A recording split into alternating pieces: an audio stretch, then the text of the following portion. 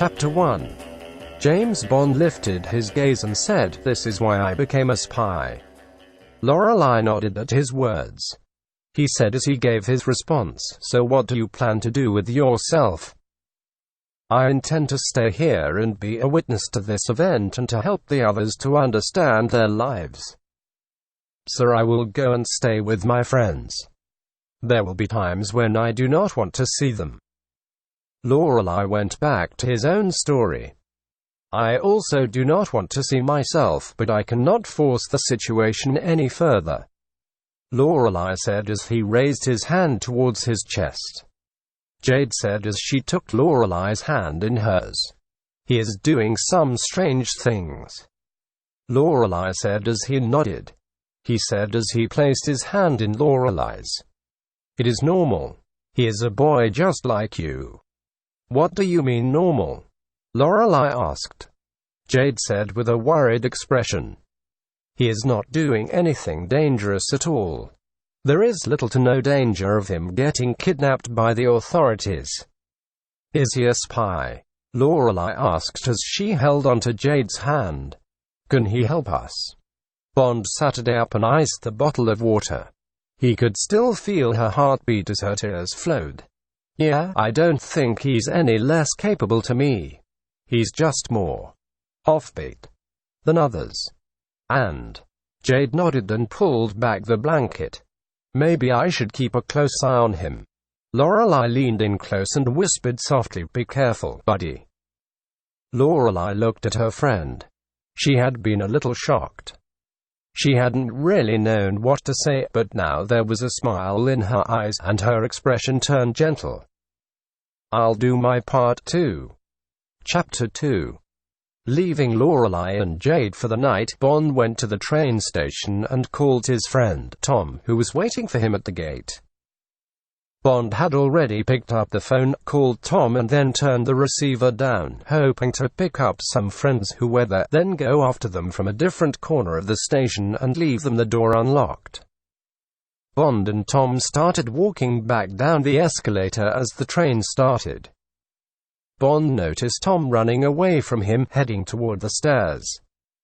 Tom stopped and Bond turned toward him, seeing the same person, but a friend of Tom's. As Tom walked away from Bond with Tom shouting, "Tom!" at Bond, Bond turned around to Tom, grabbed Tom and held on to him, shouting back, "Bond!" Tom fell to the ground and Bond quickly jumped onto Tom, who had lost so much blood that he was unable to pick up on any signal. Bond then told Tom that he knew Bond. Tom and another passenger on the train, Mike, were later heard on the phone saying to Mike, who has a gun in his hand, "Huh." Bond then entered the station and asked Mike about Bond, but was told that he wasn't Bond and that Mike was really trying to talk to Bond, which Mike responded as Bond was too. Bond ran up the stairs alone, convinced, once and for all, that Ernst were the reason why. Chapter 3. The door to her apartment rang silently. The girl waited patiently. When she opened it, she saw two pairs of hands stretched out over her shoulder, a pair of hands reaching up to embrace her. "Thank you so much," she whispered into his chest as her eyes flicked open. She was staring into his, not his head, and then into his eyes, not his mouth. She could feel the warmth rising across her body. "Thank you so much." "Thank you so much," she whispered back, so softly she nearly drowned out his voice. She sat up from the floor and made small, tenderly whispered gestures for him. "Come on," she said, and he stood up, his hands clasped to his belly. He turned around, smiled at her. She was smiling. She wasn't mad at him, or feeling that he was being unreasonable, or anything of the sort. She was smiling. There was a heavy, slow weight in her chest as soon as he turned, the familiar light of pain in her arm fading when he turned. She felt the pain fading faster with each step she took towards him, until only her fingers pressed against his back, and then she let her hands fall to where they lay across his hair, and a soft smile began to curl her lips. It wasn't enough to distract him, though, as she kept up the pace. She reached his chest, and just as she reached the edge, the sight of his soft chest pressed against her face made her want to scream that it wasn't just him she was concerned about, but her friend too. A deep breath escaped her when she felt his fingers tap her softly against the hard, wet skin of his neck and ear. "Kylie," she said. "Bond." "James Bond," said James Bond suddenly. "You're right." For a while, James Bond looked puzzled and looked uncertain of what that meant. He kept looking for her eyes but never found them. He stared at the floor trying to figure out what she was looking at. "James Bond," said James Bond suddenly. "You're right." James Bond watched on as she looked at his hand, the fingers still warm as if he had just touched a baby's hair or something. I'm sorry, Bond." James Bond tried to sound apologetic. "It's not really that bad. I mean, No, don't do that. Don't do something that's embarrassing," said Bond, sounding annoyed. "I never said your mom was ugly." Kylie didn't know what to say, so she just sat there.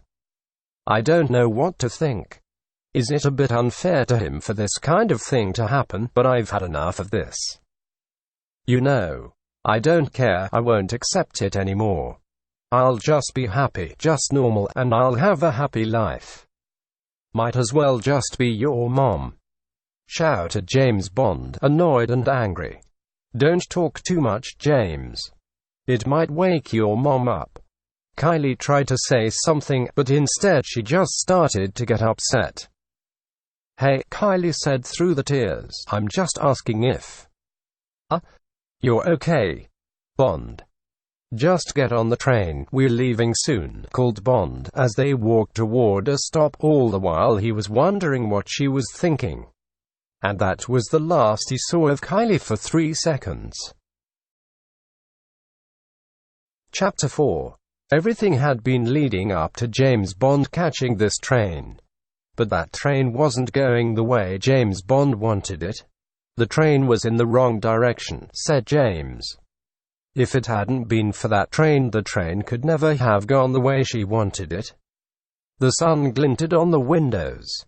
A large metal door swung open, opening out into the world of London. James and Eva walked through to the door. "It's all right, isn't it?" Eva said. "I'm afraid it's going to make everyone else look stupid for letting us into the world of movies. But we are on a train, and we're just going to spend time on the last of the things we've done as the stars of a movie, while you're on the last of the things your fellow actors have done as the actors of a movie. It has not been this way for some time," said James and Eva. "What?" said Eva, looking as though she were not fully there.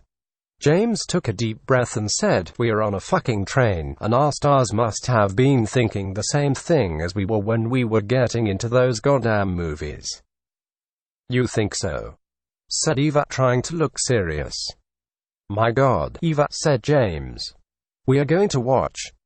I want you to have your own way of being." He raised up one arm, and then the other. James reached out and touched his finger to the other, and both felt what could only be described as love. The feeling was a bit strange. He felt his hand warm. James took his hand off the table and grabbed up Eva by the waist and pulled her onto him. James took Eva's head off her knees and pulled her hair back, and then he began kissing her. He put his mouth over her mouth. He was not about to stop. It was the beginning of something extraordinary, the beginning of a life as far more special than he had ever imagined. James brought his mouth to Eva's, and Eva cried, not just because she was in pain, but because this was something she would never forget. With a cry that could only be described as pure pleasure, he began stroking Eva's hair once again, still letting it run down her back and onto her legs. As he did that, he began sucking on his thumb, her index finger, and 2 little pink things. Eva didn't complain though, because this was something she could never forget.